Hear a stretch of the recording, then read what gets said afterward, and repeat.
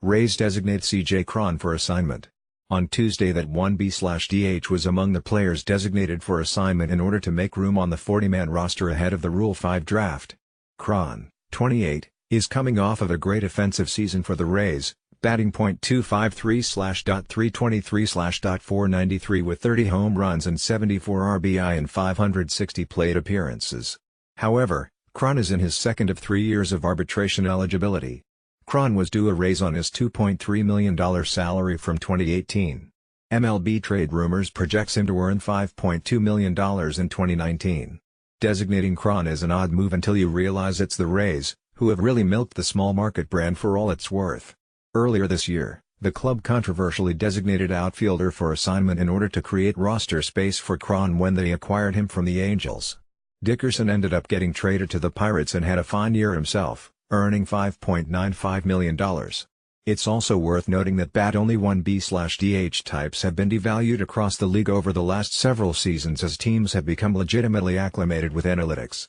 As a result, another team, likely a fellow American League team, can attempt to work out a trade with the Rays for Cron's services and could acquire him very cheaply. We wrote a lot about on this site circa 2010-12. It was understandable.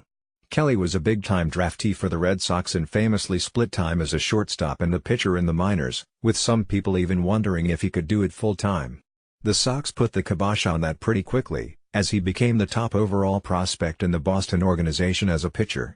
He then made news when he was sent to San Diego, along with, in the famous trade in December 2010.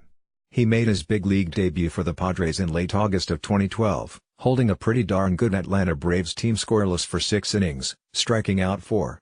He would pitch in 5 more games in the season's final month to not very good results but missed all of 2013 and most of 2014 thanks to Tommy John surgery. He wouldn't make it back to the bigs until 2015, pitching only 3 games after being converted to a reliever, before the Padres cut him loose, trading him to the Braves for Christian Bethancourt who, like a younger Kelly, catching and relieving. That didn't work for him either, but I digress. Kelly made a career-high 10 appearances for a bad Braves team in 2016, was let go following the season and was out of the majors again in 2017 after the Cubs released him a couple of months after he failed to make the team out of spring training. He resurfaced with the Giants this past season for 7 appearances.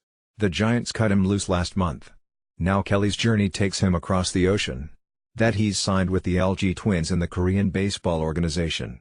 He seems pretty happy and eager about it in his little video there. I don't blame him, as he'll make $1 million for them, as opposed to staying here and almost certainly winding up in a AAA rotation making $60,000 or whatever it is veteran minor leaguers make. This was probably way too many words to devote to a journeyman heading to play in Korea, but we so often forget top prospects once they fail to meet expectations. We also tend to forget all of the Tommy John casualties, focusing instead on the Tommy John successes.